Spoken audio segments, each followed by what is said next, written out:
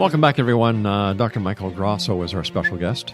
He is a teacher, author, and painter whose interests span psychical research, metaphysical art, the parapsychology of religion, and primarily philosophy. For more information about Michael Grosso, visit consciousnessunbound.blogspot.com.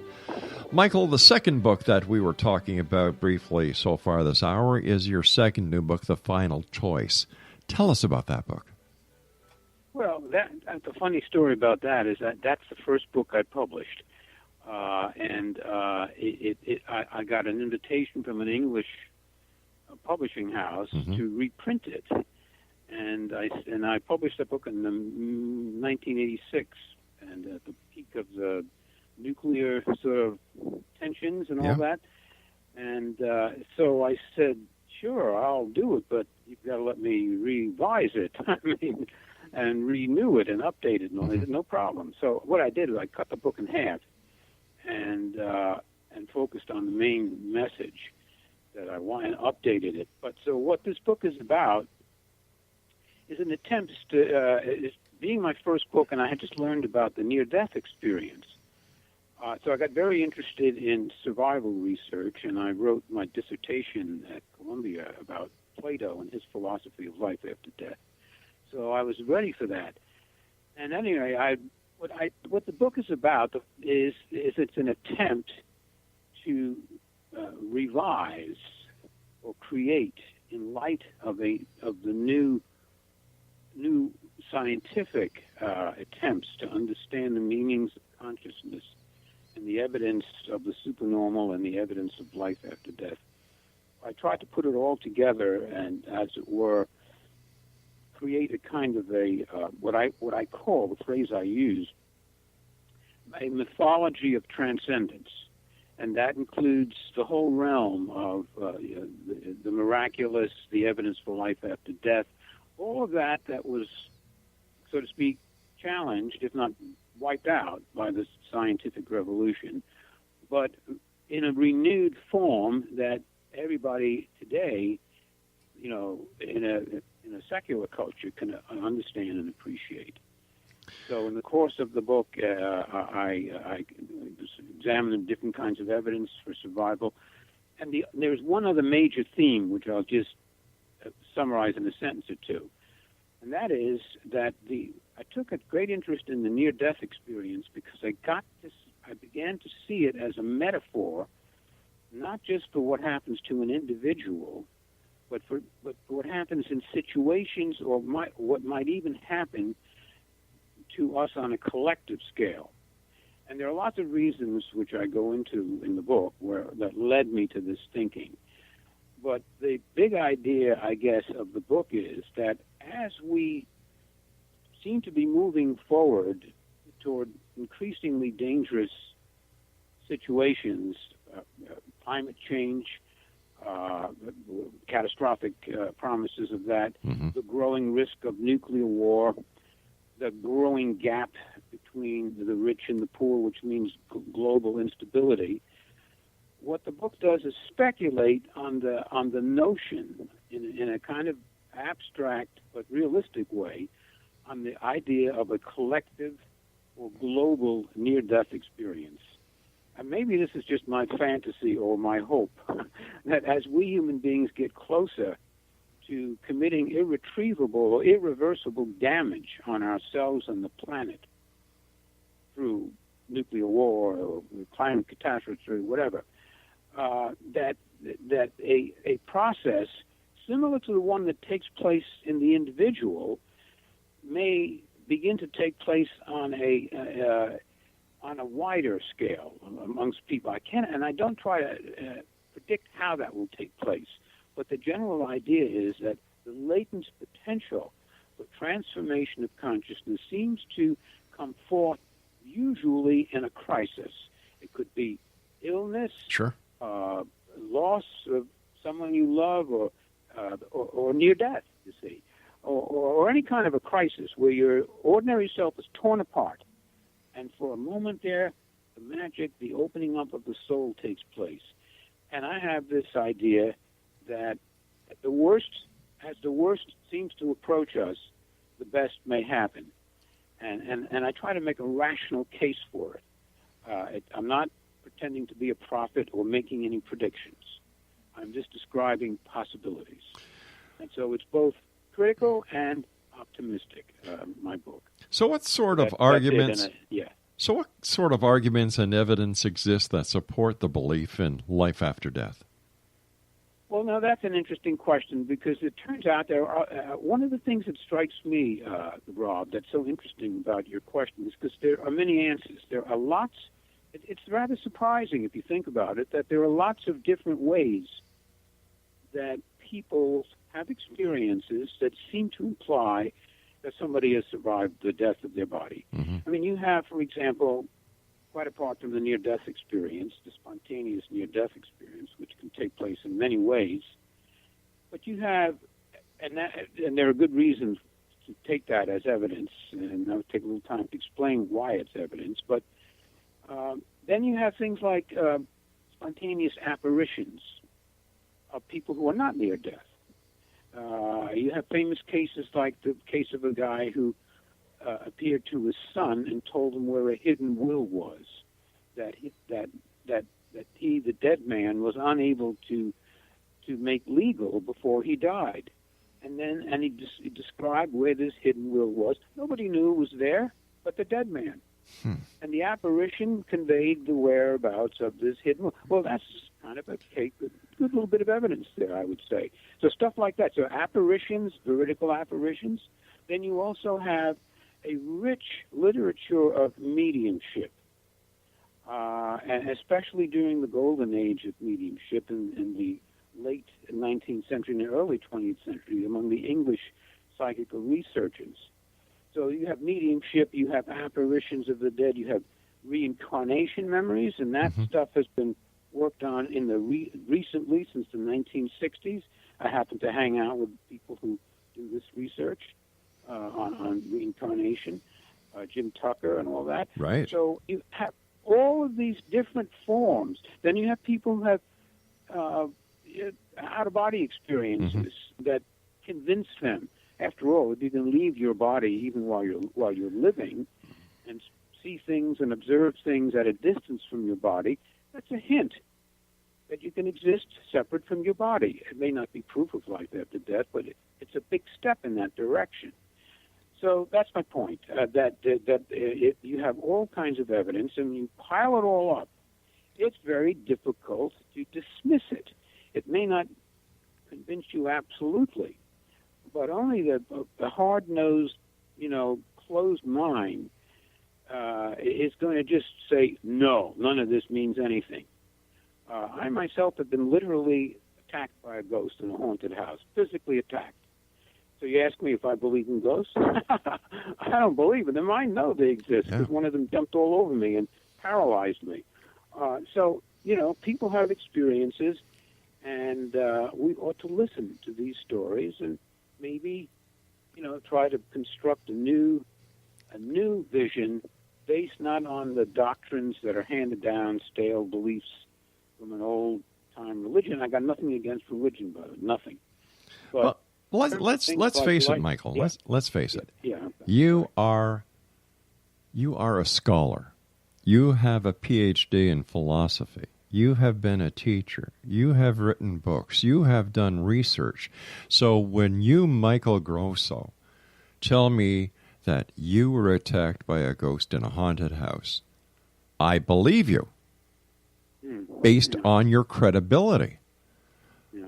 But there are so many yahoos out there who look at the investigation of the paranormal equal to the CB craze of the 60s. It's something to do. Let's all get in our car, put our CBs on, meet at the coffee shop, and talk to each other a car length away. Right.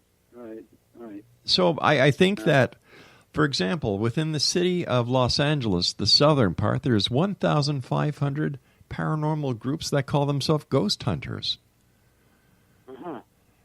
And yet, with all of their experience, they do not have 1/10 of the credibility that you have. So if I hear from them I was attacked by a ghost, I'll say, But you, with your expertise, being a professional. You tell me that you were attacked, I will believe you.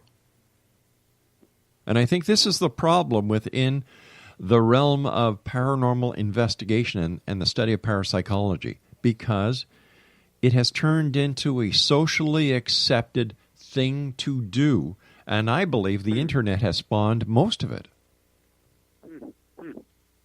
Yeah, I guess I'm less aware of that. Yeah. You are, Rob. I mean, because you're obviously doing a show on this, and but I can believe that. And I would like just to say this, add one little point. Sure.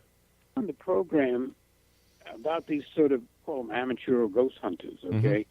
But there's a program on Netflix that I found very impressive called Paranormal Survivor. You know that? Yeah. You've ever seen that on? You have?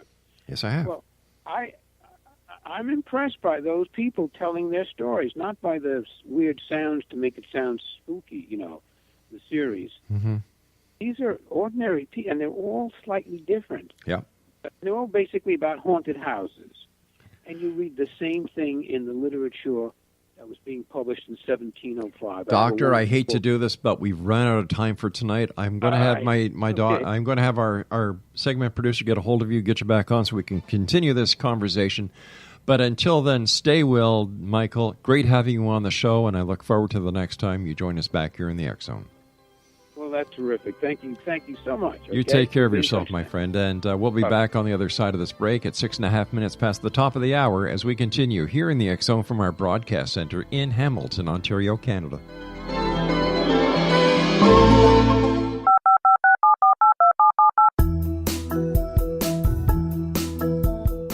Did you know that when you're on the road with limited data or Wi-Fi, you can still listen to the X Zone radio show with Rob McConnell, The Science of Magic with Gwilda Wiyaka, X-1, Dimension X, Space Patrol, and every minute of the X Zone broadcast network by calling 213-401-0080, courtesy of Audio Now.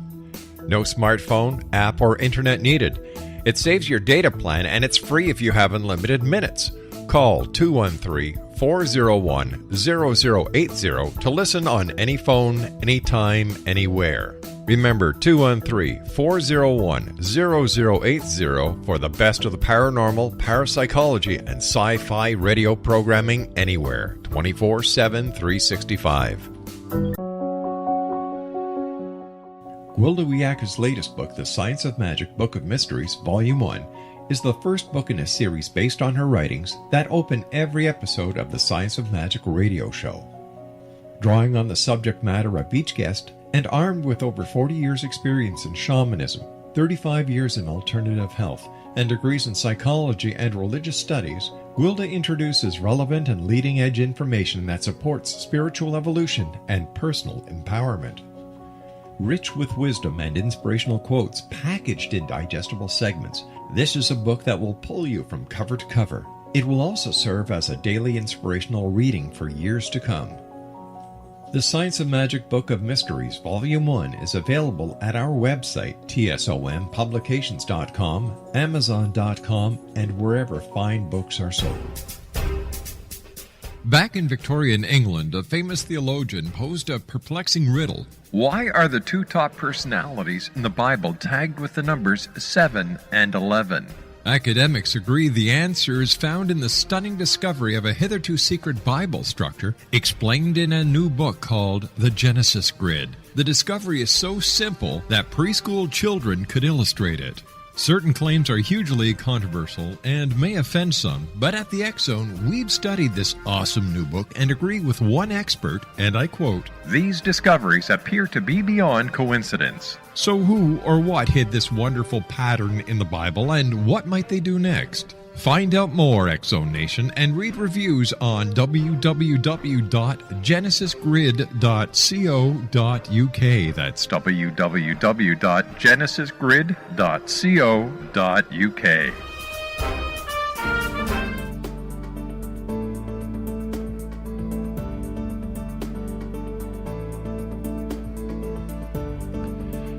Exonation, Dr. Michael Grosso is our special guest. He is the author of two new books, Wings of Ecstasy and The Final Choice. For more information, visit www.consciousness.unbound.blogspot.com. Can you say something about the reasons anybody should believe that Joseph could really, in fact, levitate? What is the significance of this? Yeah, well, there are two questions there. One is the evidence, and the evidence is actually rather simple. You don't have to be a rocket scientist to observe somebody rise off the ground. Exactly. It's not a medical mystery. And here is the answer in as concisely as can be. 35 years of eyewitness testimony have been accumulated in the archives, scattered all over various places in Italy that Joseph stayed, because they kept moving him around because he was a problem. So, for example, he spent 16 years in his hometown before they moved him out, and someone there, a scholarly priest, was recording his levitations, and he was witnessing many of them and getting reports from people who had seen him, and often many people, while he was saying Mass. Mm-hmm. He collected 70, and he stopped. He said, what more do I need? This guy can do this stuff. I mean, which makes a lot of sense. It turns out we have altogether, because then they moved him away, at least 150 eyewitness sworn testimonies from people all over Italy, some outside of Italy, popes, surgeons, even inquisitors who were suspicious about him, ordinary people, of course, politicians. The King of Poland came all the way to visit Joseph and was deeply in awe of him and wanted to become a priest rather than a king. There's a whole interesting story there. And so eyewitness testimony by many, many people over a period of 35 years, there is no doubt. No rational person could possibly doubt this.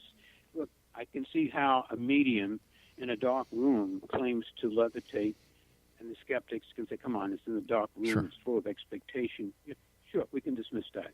You cannot dismiss 35 years of eyewitness testimony. So that's the as far as I'm concerned, the evidence for the reality.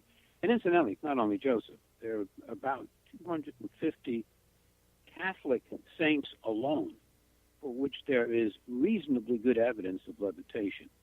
But Joseph is the all-time champ. Okay. So now the next question is, who cares?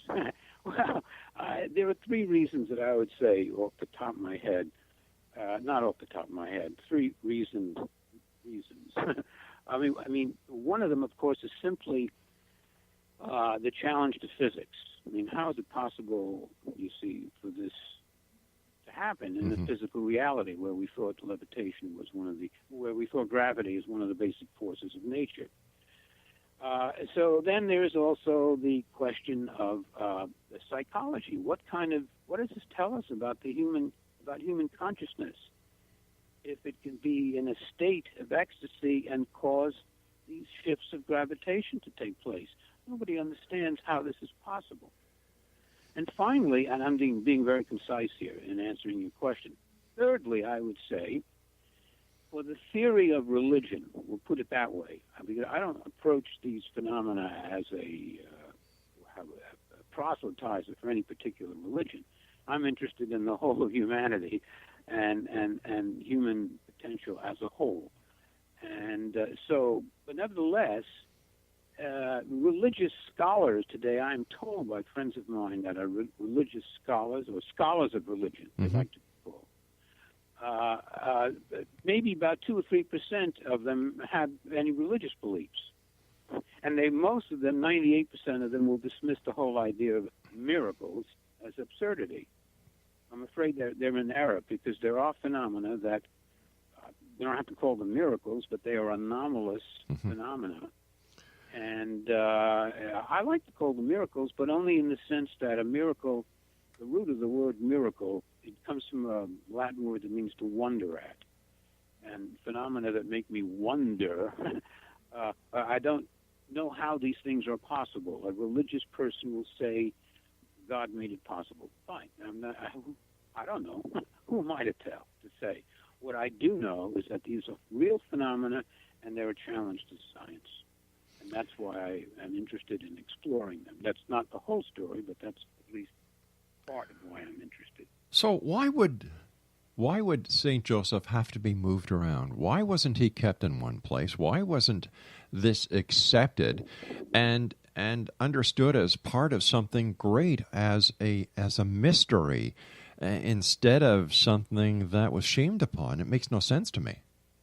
Well, I think I can explain. It was regarded as a mystery, and one of the reasons that they claim to keep moving him around and keep him in solitude, virtually under house arrest, is to preserve for him the peace and solitude that he craved. The reason they kept moving him around, is because the moment it was known that San Giuseppe, or rather Giuseppe, because he wasn't a saint yet, was in a particular town, then people came from all over the place. There are accounts in various towns where they would climb on top of the church and smash holes through the ceiling so they could watch. And they would come on to him. They would clamor to be touched by him, to be healed. And from the interesting narrative of the biography, the women would approach him in all kinds of sometimes salacious ways. They were turned on. He was like a rock star. And so they were basically protecting him, and he wanted to be left alone. But at the same time, there was a kind of harshness in the way they sometimes treated him, because he was a problem. And it was also annoying to be around him because he could read your mind. And some of his superiors, I remember this, I found it rather amusing. At one point in the biography, it's reported that they got together and said, "Hey, Giuseppe, take it easy," exposing us like little things that they might be saying, supposed to be singing, and Joseph would be able to read their mind and know that they were thinking about dinner, something, and then he'd catch them out. You were thinking about dinner, and they'd go, "Leave me alone, come on." You know what I mean? So, I mean, he was a very provocative character. He had enemies. Yes. Several times people tried to kill him. Some people thought he was demonically possessed. It's a very dramatic story. Why was he sainted? I'm sorry? Why was he sainted? Well, okay, that's a good question. Because it was a little difficult sainting him, because partly because of the strangeness of his behaviors. He, for example, sometimes levitated backwards. And this was completely disturbing to everybody in sight, because it just seemed, why levitate up in the air and then backwards while you're saying Mass? It's a screw up. And so, I mean, that was there was resistance to Joseph there. And what was the last?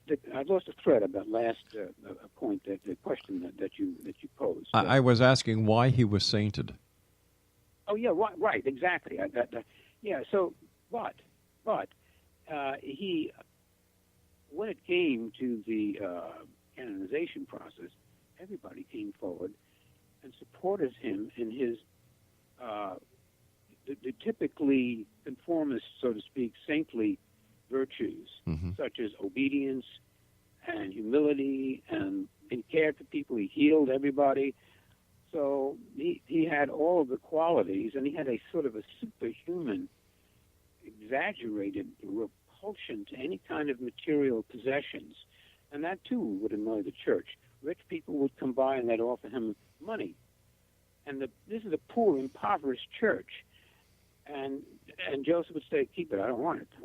And then his superior would say, "Hey, what'd you do that for? We could use a little help here. We can't even eat properly." And he would say, "Well, I won't touch it. I just won't even touch a piece of silver."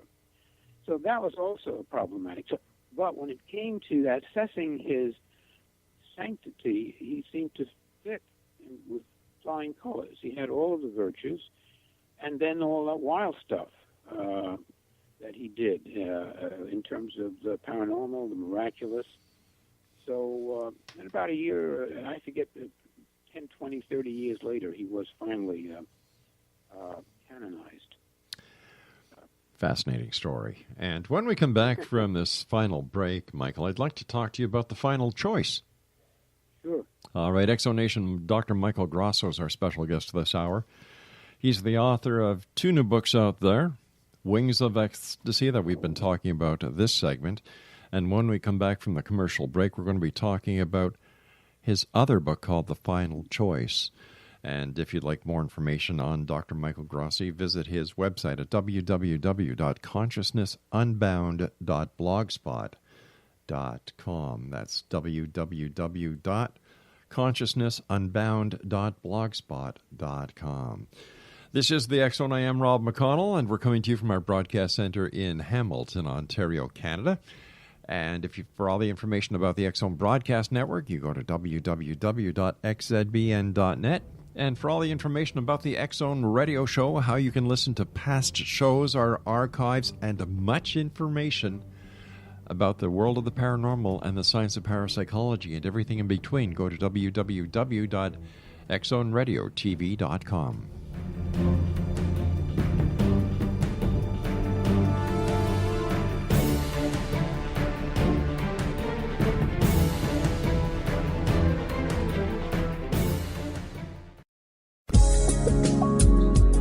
From our broadcast studios in Hamilton, Ontario, Canada, to the world and beyond, you're watching the X Zone Broadcast Network, www.xzbn.net.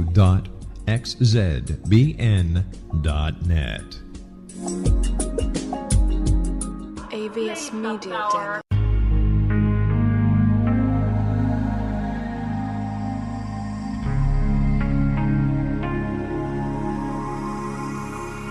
The scientist and the mystic have been on an age-old, relentless search with one thing in common. They seek truth. Their paths converge in the 40,000-year-old practice of shamanism, an ancient science delving to the quantum level of life, facilitating healing, manifestation, and evolution. I'm Gwilda Wiyaka, the founder and director of Path Home Shamanic Arts School, a unique Colorado State-certified occupational school, training shamanic practitioners and teachers. We also provide classes for empowering personal lives through shamanism. Our certification classes are in week-long segments enabling international participation, and online classes and long-distance shamanic healing sessions are available. Come discover the science of magic in the limitless world of shamanism. www.findyourpathhome.com.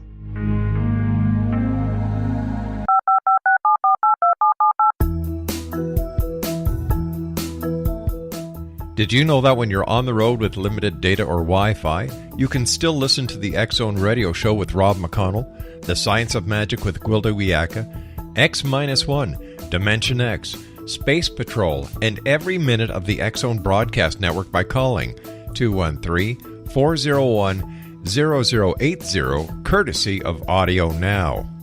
No smartphone, app, or internet needed. It saves your data plan, and it's free if you have unlimited minutes. Call 213-401-0080 to listen on any phone, anytime, anywhere. Remember 213-401-0080 for the best of the paranormal, parapsychology, and sci-fi radio programming anywhere, 24/7, 365.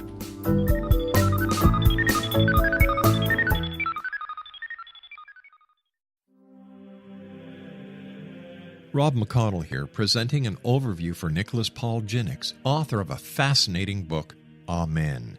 It presents facts revealed by Egyptologists, facts that enable us to understand why Amen is the beginning of creation of God. It provides recommendations for religious leaders of the major religions to unify their beliefs and teach the Word of God. Love one another. Amen informs people how mankind conceived God. It was the Egyptians that developed the concepts of a soul, a hereafter, and Son of God. And finally, after the worship of many gods, they conceived the belief in one universal God, the maker of all there is. For more information, visit www.futureofgodamen.com. That's www.futureofgodamen.com. XZRS.com.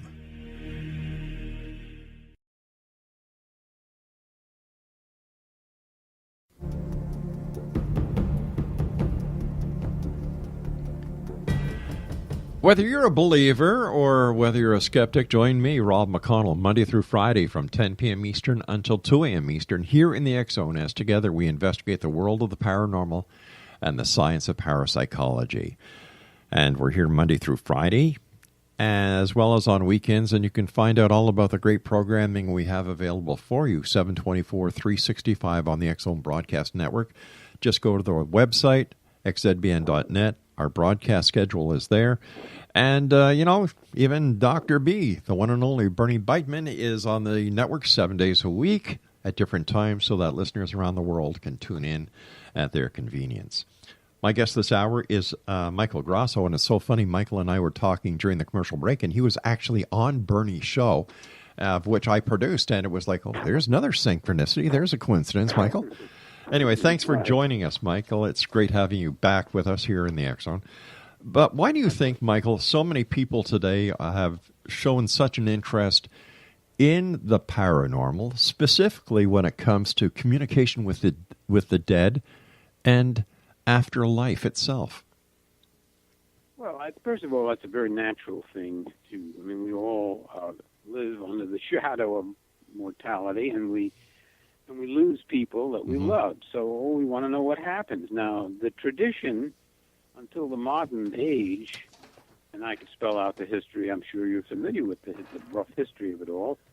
Until the modern age, it was assumed by everybody, and I don't know why, either deluded or more insightful than modern people, but it was assumed that there was some kind of other world, whether you were a shaman in a primitive culture or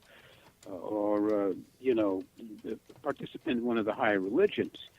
But in the 17th century and the rise of mechanistic science, which led to modern technology and all the amazing things that are happening in our world today, the idea of life after death steadily became less and less plausible. And I've been actually doing some historical studies and noticing that people, right during the 17th century, when the new mechanistic, materialistic philosophy was emerging, there were people that were saying, no, you're going too far.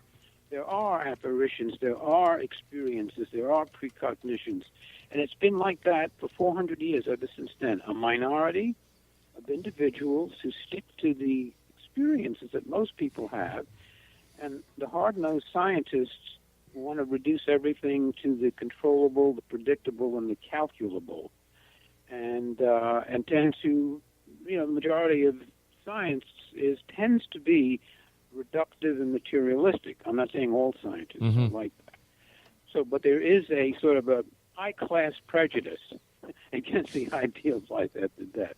Although every now and then someone like a neuroscience like Eben Alexander, who's a friend of mine, suddenly has near-death experience, and it blows his whole worldview. You see, so again, we come back to this idea of experience, right? But it is irritating, I will say, in a mild manner. I'm not in a fury over it, but it is a fact of cultural life today that if you press too hard certain types of claim that threaten too severely the belief in the reductive sort of scientific philosophy of the day, you can lose a job. You can be, you can be misrepresented on Wikipedia, for example. I have friends that they get. I'm not going to put anything about the levitation of Saint Joseph because I know they'll take it away. Really, it's a fact. Yeah, I know that, and I have proof of that with others. If you put anything on there that contradicts or makes too strong a case for the reality of the paranormal, it gets removed. So that's why we have to be independent. Your program is an independent channel, and my blog is an independent channel. But there's a lot of resistance out there, and that's the main thing that I would say in reply to your question. But in spite of that, people have experiences all the time. I worked. over the years, I've worked for different radio networks and different affiliates, and it came to the point where the censoring became so ridiculous that I decided, I don't need this. I want to get the truth out there. So I, 27 years ago, formed our own company, and, I like to believe that our listeners and our hosts and our guests are free thinkers, and we're getting the information out there, and that's what it's all about. Absolutely. It's a funny thing, and the expression free thinker used to be used to describe atheists in in the early sort of 18th century. Right. You were a free thinker. You were a materialist, a progressivist, and all that. But now, a free thinker is one who thinks freely about the whole of human experience, not just one dimension of it. So it's interesting the way you use that word. We talked earlier about the two new books you have out now, Wings of Ecstasy and The Final Choice. Let's begin with Wings of Ecstasy. Can you tell us a little bit about St. Joseph and explain what you mean by levitation, since you brought it up in the reference you made about Wikipedia? Yeah, well, first of all, Joseph of Cupertino, I'll just say this very concisely, is probably the most extraordinary psychic and mystic for which we have eyewitness testimony for a whole range of extraordinary phenomena. And this came out at a period just at the point where the scientific revolution was occurring, and the authors of the biography of Joseph that I translated were very aware of that. And they kept saying, he kept saying, Bernini, the author that I translated, he kept saying, if I didn't have eyewitness testimony, you guys, none of my readers would accept this. So this is true. And so, all right, so Joseph was born in southern Italy in the 17th century, 1603, and he just was a person who his whole life in the beginning was about as miserable as you can. He was literally born in the stable, not just making believe, like the story of Jesus. Not that I know that to make believe, but literally born in the stable, right. Miserable beginning, viewed by many people as kind of retarded because he would hear music and his mouth would open and wonder, and they called him bocca aperta, means open mouth, gaping mouth. But as it turned out, the way his life evolved, he was useless for almost anything that he did. He tried to be a shoemaker, failed completely. His mother was constantly,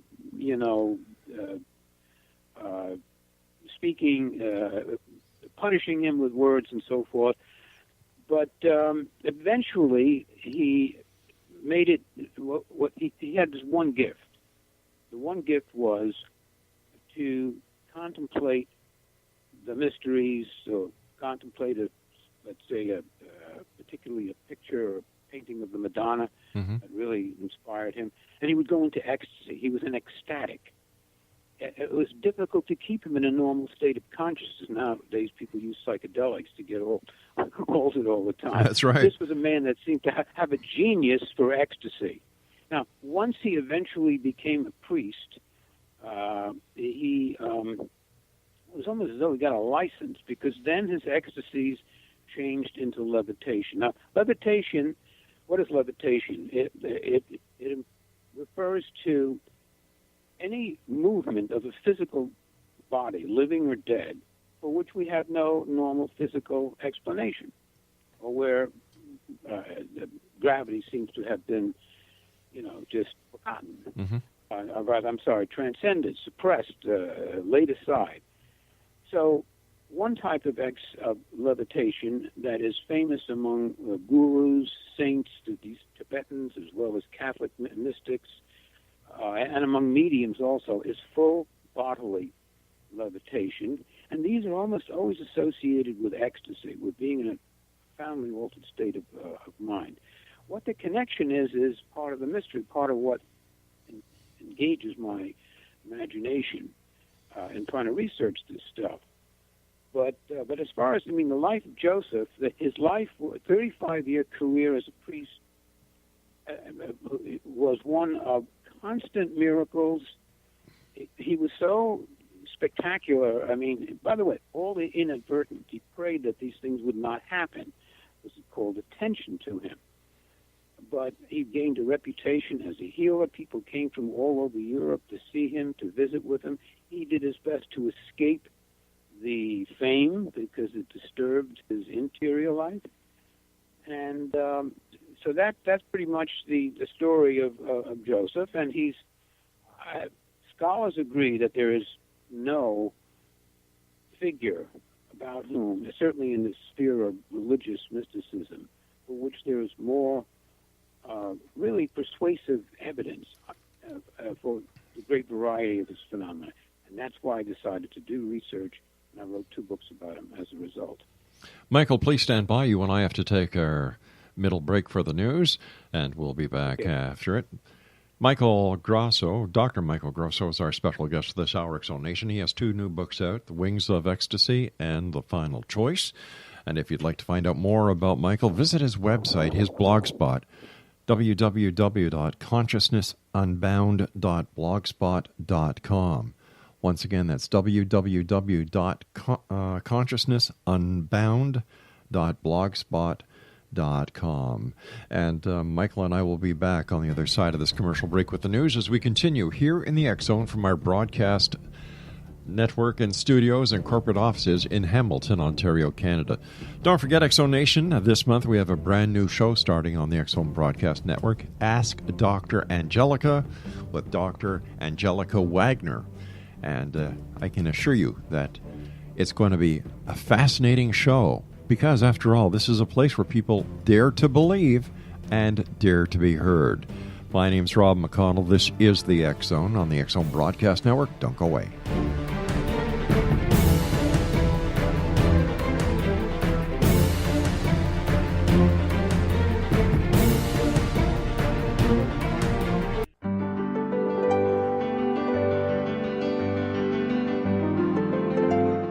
Named one of the world's greatest psychics, Elizabeth Joyce is now giving readings worldwide via Skype.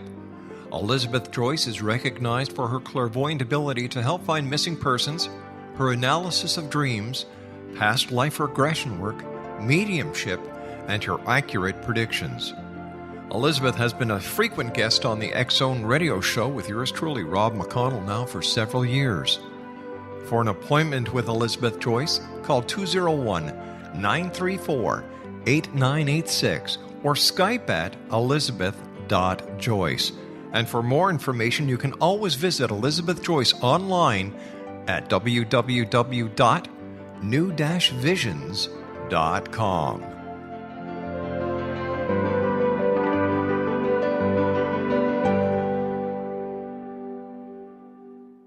The new nonfiction book, Razor of Madness, is similar to cult movies like Clockwork Orange, Dragon's Tattoo, or The Other Side of Hell. Wayne Morin Jr. and Thomas Lee Howe will expose widespread and systematic deficiencies in this thought-provoking tell-all novel. Mind control rages among scholars in law schools. Human rights are ignored while thought reform and mental manipulation are accepted practices used as behavior modification. Dr. Louis Jolyon West comes to mind.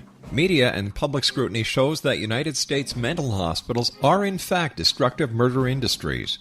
Razor of Madness expose novel details this epidemic through an in-depth professional and personal investigation.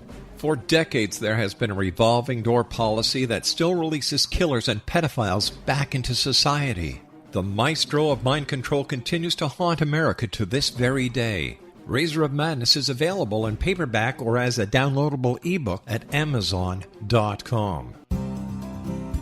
I'm William S. Peckham. If you enjoy a good mystery with a touch of the paranormal, then you'll love my novel, From Out of the Woodwork. It's the story of a young Toronto contractor, Sean Kennedy, who buys derelict homes, guts them, and turns them into multifamily dwellings. Slums just waiting to happen. When Sean buys 29 Livery Lane, the house fights back. Former owners unexpectedly come out of the woodwork as he starts the destruction. The apparitions come to him when he touches old books, reads hidden letters, rummages through old boxes, finds a locket, or reads a discovered manuscript of a murder mystery. From Out of the Woodwork will take you from 1899 to the horror of the World Trade Center, September 11, 2001. Check out From Out of the Woodwork on my website, www.williamspeckham.com.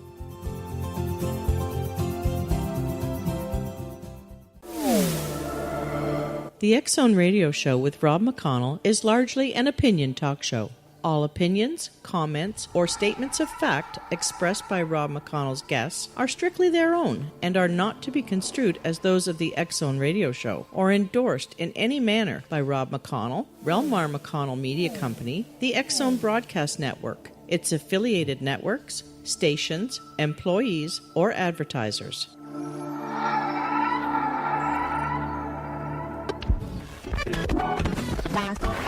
All Hit Radio.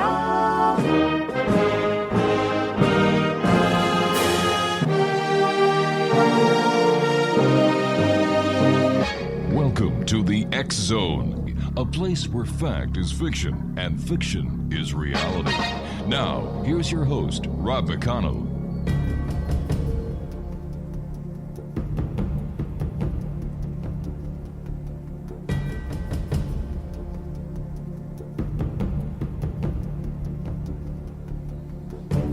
Welcome back, everyone. This is the X Zone. I am Rob McConnell, coming to you from our broadcast center in Hamilton, Ontario, Canada. Check us out online at www.xzoneradiotv.com.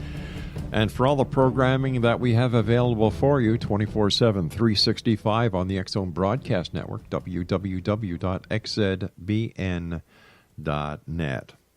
My guest this hour, Exonation, is Michael Grosso. He is a teacher, author, and painter whose interest spans psychical research, metaphysical art, the parapsychology of religion, and primarily philosophy. He received his Ph.D. in philosophy and studied classical Greek at Columbia University, and he's taught at City University of New York, Marymount Manhattan College, and City University of New Jersey. He has published books on the topics ranging from life after death to the mythologies of end time.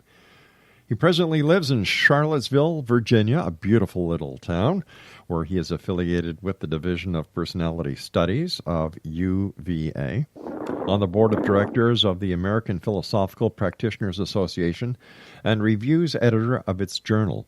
Michael conducts wisdom seminars, discussion groups that apply philosophy to the problems of everyday life.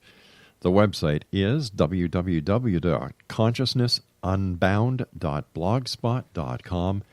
And Michael Grosso, welcome to the X Zone. Well, thank you very much. Glad to be here. Michael, what is it that drew you to the areas of philosophy that you find yourself deeply involved in? Well, I think in a word I can reply, and that is experience. Mm-hmm.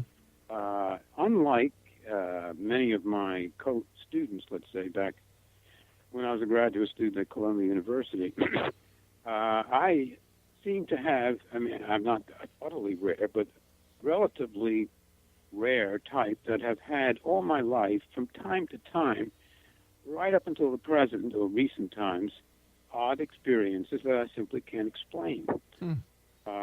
Things that you would call telepathy, or somehow knowing about events before they take place. Right. All kinds of odd physical things. So that's what really opened me up to the idea. Then when I got into graduate school and got into classes about the nature of the mind, what I noticed was a tendency toward sort of automatic acceptance of materialism as an explanation of everything, and I knew it was false because, for many reasons, but I experienced things that no materialist could possibly explain. But so that's how I pretty much got into. Then I got into reading other people's experiences, meeting researchers, and doing all kinds of stuff. But the beginning of it is simply my own experience. Life experiences of another time, of another sense or another way. You have two new books out now, Wings of Ecstasy and The Final Choice. The one book focuses on levitation and the other remarkable physical phenomena associated with great saints and yogis, and the other is about experiences that indicate post-mortem survival and why that's important. Is there a connection between the two books? Is there a common theme? Well, yes, I would say that my sense would be that, first of all, they are complementary. Mm-hmm. In other words, the idea of life after death gains from the knowledge that the mind has these strange powers, but to overcome and resist the limitations of matter. But in a word, I would say that the common underlying theme is the notion of transcendence. I notice it's a word that's floating around more and more nowadays. All it really means to transcend in Latin is to climb over. But the general idea is that we can transcend in many ways. But I have a specific sense in which I use the word, not to exclude the other senses, but the specific sense is events or experiences that seem to go beyond the limits of what we can understand through physics. And therefore, something ultra-physical, extrasensory, super normal, all kinds of terminologies, which I try to be in control of rather than let them control me, because a lot of these words have funny associations and people get turned off immediately. But I would simply say, in general, extraordinary, unexplainable kinds of experience, which point to unknown and not scientifically acknowledged powers of the human mind. So that would be a little summary of me and my interests and how I got to write these books. We're told by the neuroscientific community that we use at the very most 12% of our mind, or that they're able to understand only 12% of the mind. Doesn't it only stand to reason then, if we're only using 12%, that there's a lot more that we could be using that we're unaware of that we're using, and therefore we don't even accept it as part of real life, and it has to go into the realm of the paranormal because we can't understand what's going on? Absolutely. And I don't know about the percentage. I would put it in a slightly different way. I would say that, in fact, you've really hit on the essence of my main interest, and that is to try to remind people, I was a teacher for many years, I've stopped now, that they have mental potentials, capacities, abilities, call them spiritual, call them moral, call them aesthetic, call them cognitive, but there's more to us than we normally believe and know. And so, a percentage, that's a fraction of our potentialities are being exercised. And the more we are reminded, I believe, of what's there, what's potential, I think the greater the likelihood that we kind of liberate these hidden potentials. Even just talking about, I found that just talking about, I remember reading a book about coincidences years ago. And by the end of reading that book, I was seeing coincidences all over the place, interesting ones. Just by thinking, bringing the concept into my mind, the world starts to light up in different ways. We have a show on the network that is called Connecting Coincidences with Dr. Bernie Beekman.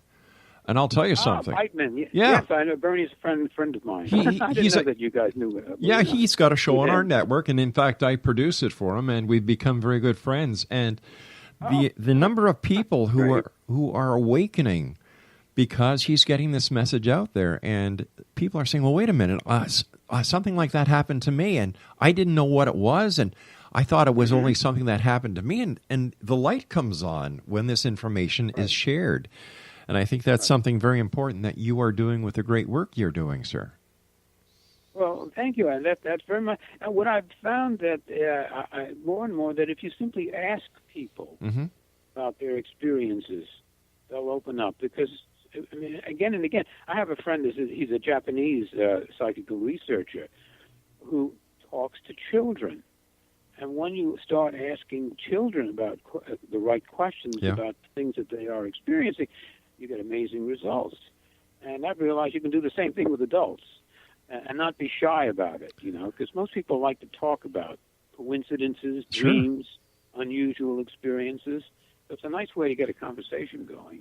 It is, and what it does is, that, in my opinion, it opens up the door to other possibilities. It opens the door to the conversation, to the feeling that the people who may have suppressed their their interests, suppressed their experiences, because they have felt alone, find comfort and share the experiences. And it's like the domino effect that it keeps on growing and growing and growing and growing.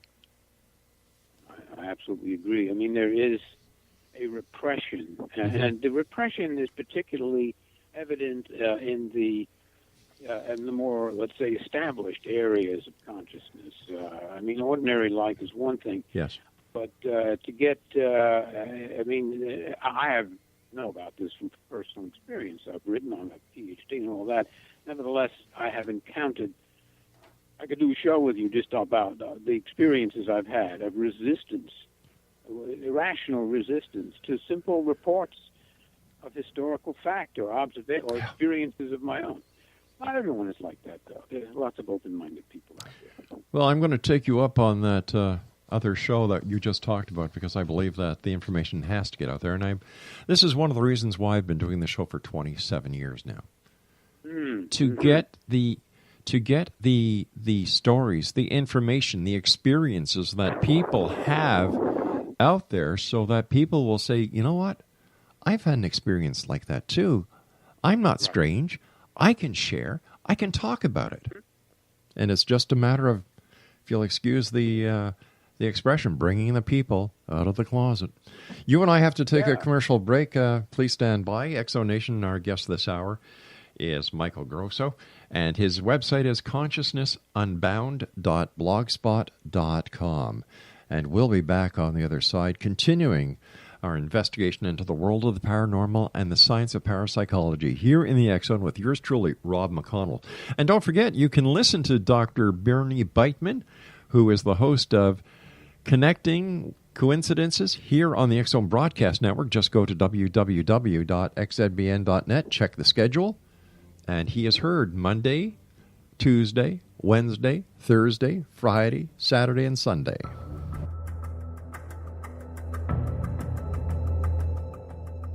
Modern Esoteric, Beyond Our Senses by Brad Olson, consummates the lifeology story about where humanity originates. It is the lost continents, the primitive wisdom, the mythos of creation, and the rethinking of ancient history as we are taught in academia. There is much more to the story than what we have been told.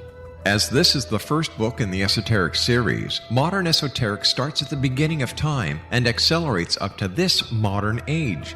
Future Esoteric is book 2 in the series and takes a forward-looking position ahead of today with an open and honest examination of the ET issue and various unexplained phenomena.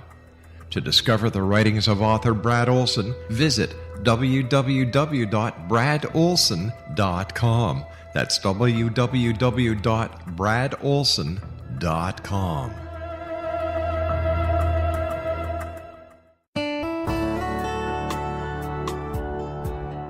Are you, or is someone you know, struggling with addictions, depression, anxiety, relationships, low self-esteem, lack of confidence, grief, success, and prosperity? Do you know that your subconscious belief plays a big role in the outcome of your hard work? We can help you permanently change the beliefs that may be the reason for your struggles and failures. We care about getting you the return on your investment and the results you are looking for. We can help you be free of the limitations of your past and in realizing your highest potential. We work with people by phone and Skype. For more information, visit us at www.ritasoman.com. That's www.ritasoman.com.